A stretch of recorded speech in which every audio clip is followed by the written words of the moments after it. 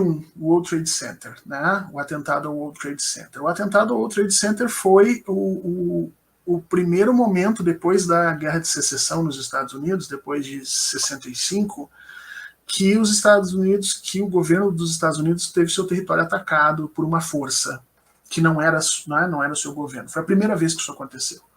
E isso teve um impacto na sociedade americana profundo. Eu te diria que o impacto imagético do World Trade Center, o impacto cultural, o impacto no imaginário do americano é muito maior do que o impacto físico real, tá? Mas não usem esse argumento com absolutamente ninguém, porque as pessoas vão dizer que você é insensível, porque é muito forte aquela cena das pessoas pulando do World Trade Center, né? Enfim, aquela situação ficou muito complicada. Depois dos americanos se recuperarem do susto, eles passam aí diretamente, os americanos passam aí diretamente à busca, né, de vingança. E isso foi uma posição criticada por toda a comunidade internacional. A comunidade internacional queria muito que os norte-americanos pudessem capitalizar a solidariedade que naquele momento tinha em favor deles, por conta do que eles tinham sofrido, para a construção de uma ordem multilateral mais sólida. Mas não foi o que aconteceu. Os norte-americanos escolhem um caminho de ação individual. E o George Bush imediatamente vai nomear o que ele chama de eixo do mal, né? Então ele vai dizer que Irã, Iraque e Coreia do Norte são os chamados rogue states, o eixo do mal, os países que precisam ser combatidos. Todos eles supostamente com armas de destruição em massa e todos eles, segundo o Bush naquela época, todos eles cultivando e permitindo que grupos terroristas ficassem no seu território. Na prática, o que acontece é que é a primeira vez na história do século XX, não, é a primeira vez depois da Segunda Guerra que você tem um ataque a um país que não é feito especificamente por um outro país. Então é um tipo de conflito que os norte-americanos não estavam acostumados e que não havia nada escrito, não havia estudo, não havia nada. Ali, vamos dizer assim, não é ali que surge o terrorismo, porque hoje a gente vai ver terrorismo, por exemplo, quando da instalação do Estado de Israel, por parte de Israel em cima dos muçulmanos, por parte dos muçulmanos em cima de Israel, a gente vai ver isso com relação aos nazistas no Soviético, mas de fato o sentimento é que em 2001 nós temos a inauguração desse novo tipo de conflito. E os norte-americanos passam a partir daí a criar a política da guerra ao terror. Então de 2001 até 2021, esse ano, os Estados Unidos gastaram 34 trilhões de dólares nessa guerra ao terror. Tá? Esse é um dado super bem produzido, que leva em conta não só o valor do custo, né, dessas 80 bases militares que os norte-americanos têm no exterior, o custo de manutenção dos militares lá, mas também, por exemplo, os custos os juros da dívida que eles precisaram fazer internamente para poder botar essas tropas lá, o custo com pensões, né, para militares e para o pessoal que vem de lá e não tem condições de trabalhar, enfim, foi um estudo muito profundo, que eles chegaram a esse número assustador de 34 trilhões de dólares em 20 anos. Tá? Isso, só para vocês terem uma ideia, o PIB do Brasil em 2019 foi 1,8 trilhão de dólares. Tá?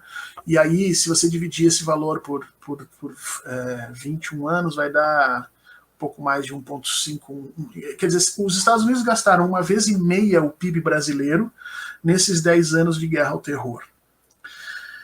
E agora, ontem, né, o diplomata chinês deu uma cutucada forte nos Estados Unidos, dizendo que se os Estados Unidos tivessem gasto esse dinheiro construindo estradas, tubulações de água e escolas, ele teria acabado com o Talibã. Porque o que aconteceu no Afeganistão é que eles não gastaram esse dinheiro de forma propositiva. Né? Eles gastaram esse dinheiro de 3 maneiras. Primeiro, num processo de securitização, de segurança das áreas urbanas onde aquela burguesia ainda podia dar algum tipo de auxílio às tropas americanas.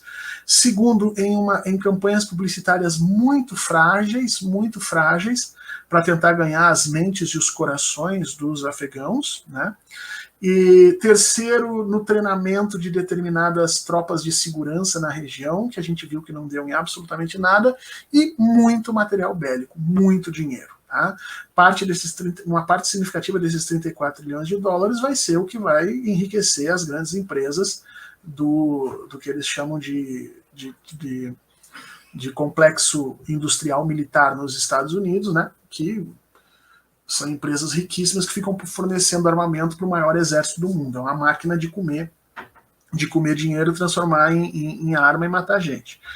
E foi isso que eles fizeram dentro do Afeganistão nesses 20 anos. Né?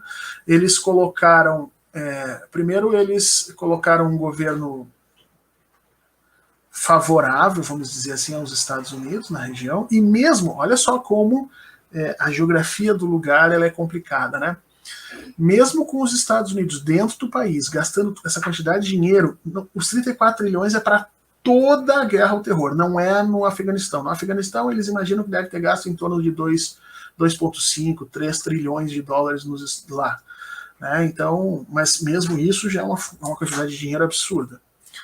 Mas mesmo com eles gastando todo esse dinheiro, tendo tropas na região, tendo construído um governo, um puppet, né, como a gente chama, um governo, uma marionete de governo favorável a si, eles levam 10 anos para prender o Osama Bin Laden.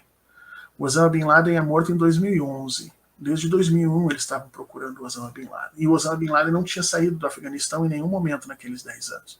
Eu só preciso terem uma noção de como aquela geografia, aquelas montanhas no centro do país, os invernos, toda aquela situação, um país extremamente rural ainda, ela impõe uma dificuldade logística para exércitos que é de uma coisa muito violenta. Né?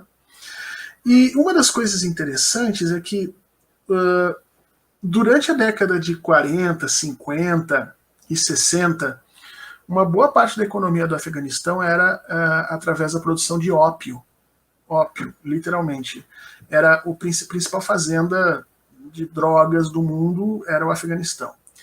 Quando o Talibã assume, a partir de 89, depois que a União Soviética sai, né, durante o período soviético também não foi permitido, mas quando o Talibã assume, o Talibã proíbe a produção de ópio. E os norte-americanos, então, vão dizer que a única forma de renda que o governo do Afeganistão detinha até 2001 era exatamente alugar o seu país para grupos terroristas. E aí eles vão usar isso com o objetivo de entrar lá a partir de 2001 e ficar na região.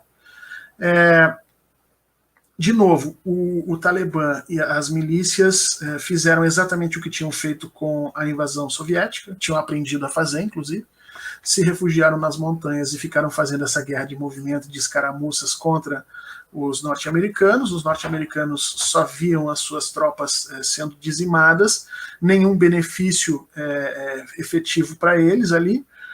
E Barack Obama, Donald Trump e Joe Biden, os 3 presidentes prometeram a retirada das tropas do Afeganistão. Os 3 permitiram. Então, isso que estão fazendo agora com o Biden também não é de todo merecido, tá? Porque isso era uma promessa de campanha do próprio Trump. Porque havia um consenso da sociedade americana de que o Afeganistão tinha se tornado um Vietnã e que não havia nenhum sentido em continuar lá. A questão era como organizar uma saída da região sem provocar caos, né? E sem efetivamente que os norte-americanos perdessem capital político naquela situação. Obviamente que China e Rússia, que tinham sido contra essa invasão, não iam levantar um dedo para ajudar os Estados Unidos a saírem com algum tipo de honra do Afeganistão. Então ficou uma situação meio que de um impasse. Né? O próprio Donald Trump, quando se elege, disse efetivamente que os boys, né, os garotos norte-americanos estariam nos Estados Unidos no Natal. Os garotos que estavam no Afeganistão, os soldados que estavam no Afeganistão estariam no Natal nos Estados Unidos para passar o Natal com a família. Isso efetivamente não aconteceu porque o Afeganistão consumia recursos, mantinha a indústria bélica norte-americana funcionando, atendia aos interesses desse complexo industrial militar, né?